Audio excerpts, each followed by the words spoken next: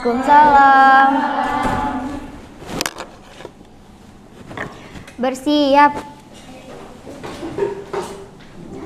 Beri salam. Assalamualaikum warahmatullahi wabarakatuh. Waalaikumsalam warahmatullahi wabarakatuh. Silahkan duduk. Miss. Oke, baik. Ada yang tidak hadir hari ini?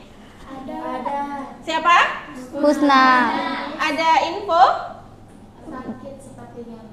Oke, sakit. Oke, dalam beberapa hari ini banyak siswa yang sakit. Mungkin kalian sudah bisa menjaga diri kalian, banyak minum suplemen, vitamin dan sebagainya untuk menjaga kesehatan. Oke, baik. Sebelum kita mulai pembelajaran hari ini, seperti yang Miss bilang sebelumnya, bahwa kita akan melanjutkan pembelajaran kita. Tapi sepertinya Miss masih melihat belum ada kerapian di mejanya. Boleh dirapikan mejanya supaya kita enak belajarnya. Bangkunya jangan miring. Dan sampah yang ada di lantai boleh dicek. Ya, silakan. Saya mau izin buang sampah. Oke, silakan, Mawadah. Akan melanjutkan pembahasan tentang pencernaan. Masih ingat ya, pembahasan minggu lalu kita sudah mengenal bahwa beberapa organ dan saluran pencernaan terlibat dalam proses biofungsi di dalam tubuh, yaitu proses pencernaan itu sendiri. Pembahasan tentang sistem pencernaan, tapi bedanya hari ini kita sudah masuk ke dalam prosesnya, bioproses. Di mana makanan yang kita makan, kalau kemarin kita mengenalkan ada organ dan saluran yang terlibat dalam sistem pencernaan, hari ini kita bicara tentang bagaimana makanan yang kita makan sebelumnya itu akan terproses di dalam tubuh. Sudah sarapan hari ini? Sudah. Sudah kenyang? Sudah. Oke, kira-kira makanan kalian sudah masuk pada tempatnya atau belum? Sudah. Gimana tandanya? Sudah Sudah kenyang. kenyang, benar. Baik, kita mulai yang pertama. Oke, siapa? Ya, silakan nih Saul. Yang satu lebih agak ramping, yang satu lebih berisi.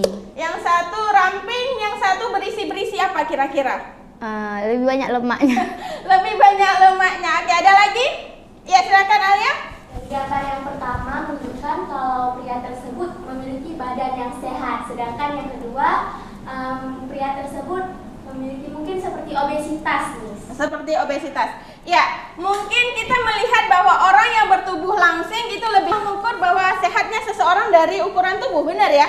Benar. Mungkin saja orang yang punya berat badannya lebih itu juga sehat, benar nggak? Benar. Ya, mungkin kita tidak lagi menggunakan kata-kata sehat dan tidak sehat pada istilah berat badan. Kenapa? Karena ternyata orang yang ramping pun bisa saja tidak sehat. Nah, setelah kita melihat perbedaan kedua gambar tadi, bahwa kalian melihat ukuran tubuhnya orang tersebut berbeda, coba kita lihat pertanyaannya.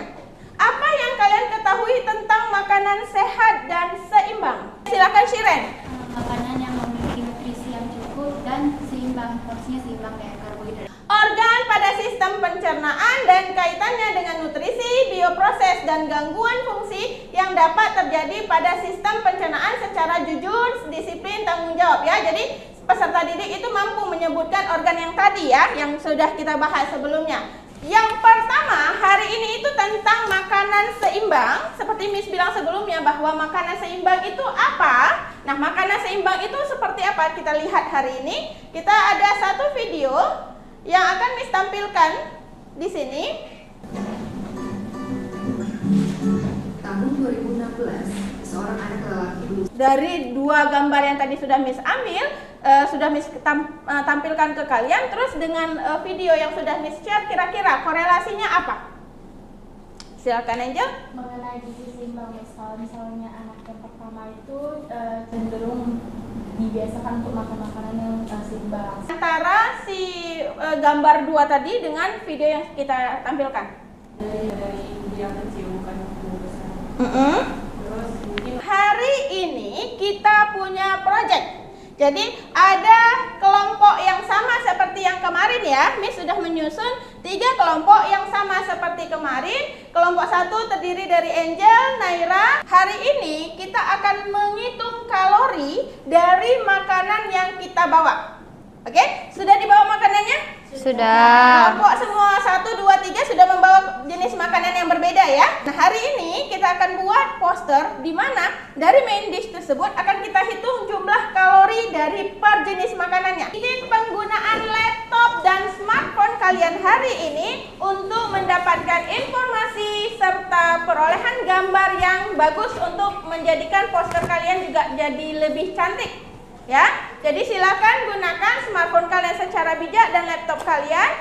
Miss sudah juga menyiapkan printer di belakang. LKPD pada setiap kelompok di sini ada arahan atau petunjuk untuk melanjutkan proyek kalian. Apa sih yang harus saya lakukan hari ini? Silakan menggunakan LKPD untuk dapat membantu kalian menghitung kalorinya. Hanya untuk ditimbang berapa jumlah setiap makanannya, karena main dish-nya pasti ada protein, ada lemak dan sebagainya. Betul ya?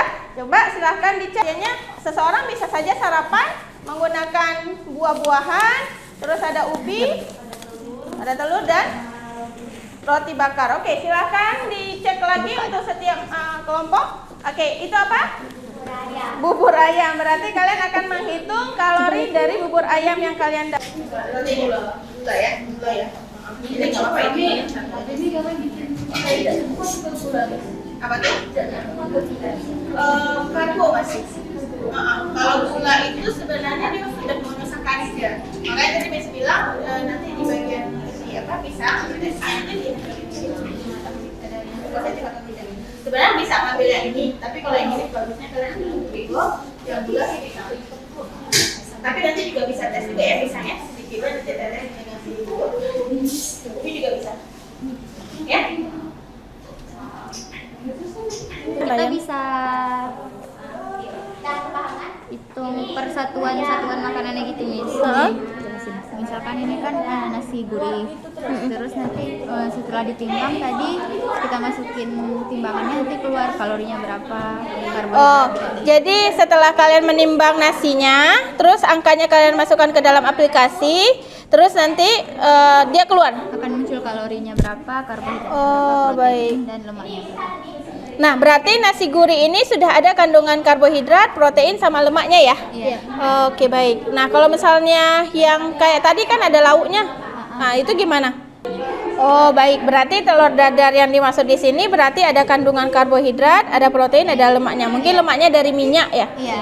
Kalau protein dari telurnya. Kalau karbohidrat misalnya? Dari Sayurnya. Tadi ada sayur juga ya? Iya, ada Sayur atau mungkin sedikit tambah tepung atau apa ya? Ya, seperti itu ya. Oke, baik. Itu kalian menggunakan aplikasi apa? Yazio. Oke, baik. Dan itu terbukti akurat untuk perhitungan semua kalori kalian? Iya. Oke, baik. Silakan dilanjutkan. Sekarang tinggal mendesain dari poster kalian. Oke, baik. Silakan dilanjutkan.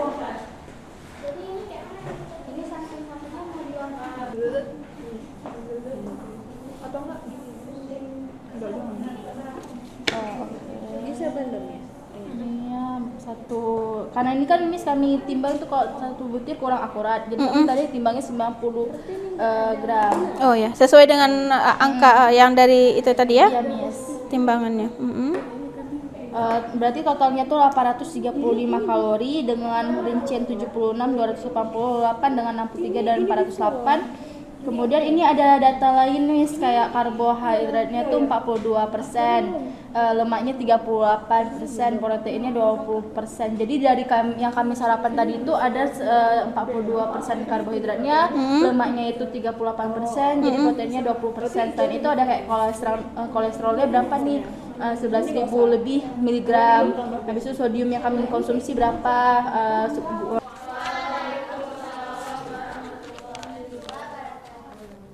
Kami perwakilan dari kelompok 2 ingin mempresentasikan poster edukasi yang udah kami buat tadi. Nah, jadi judulnya adalah Nasi Gurih Pengawal Hari. Nah, pertama di nasi gurih ini tuh ada beberapa komponen yang udah kami pisahin. Yang pertama ada nasinya sendiri. Nasi ini tuh udah ngandung santan di dalamnya, jadi udah ada beberapa kandungan-kandungan lain juga. Terus ada kerupuknya di sini. Terus ada telur dadar yang di dalamnya juga udah ada sayur. Sama di sini reagen Lugol dan hasilnya positif. Dengan Benedictes juga hasilnya positif. Nah, selanjutnya ada telur. Di telur ini berat yang kami dapatkan tadi itu sekitar 42 gram dengan kalori 54 kilokalori, karbohidrat di dalamnya itu 1,2 gram, kemudian ada protein di dalamnya itu 3,7 gram dan lemak dengan berat 3,8 gram. Kemudian juga kami mengujinya dengan reagen biuret dan hasilnya itu positif. Kalorinya kami cek pakai aplikasi kalori lagi, dapatnya 60 kalori, 64. Terus yang terakhir ada soto kuahnya. Kami timbang yang mengandung protein, jadi kami melakukan uji biuret dan hasilnya juga positif. Kami menggunakan timbangan digital, ubi jalan rebus yang kami makan itu ada sekitar 100 gram.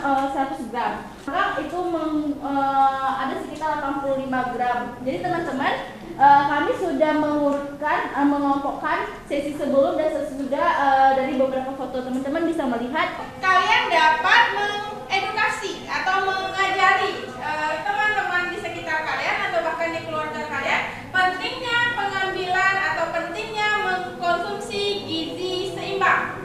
Artinya udah gak asal comot aja. Oh, di satu meja ada ikan, ada daging, ada telur, makanan. Dimana kalian harus menentukan komponen sarapan yang kalian bawa tadi, apakah dia termasuk ke dalam karbohidrat, protein, dan lemak. Nah, ada sedikit kekurangan di bagian kelompok 1, yaitu kecepatan dalam menjelaskan sebelum dan sesudah.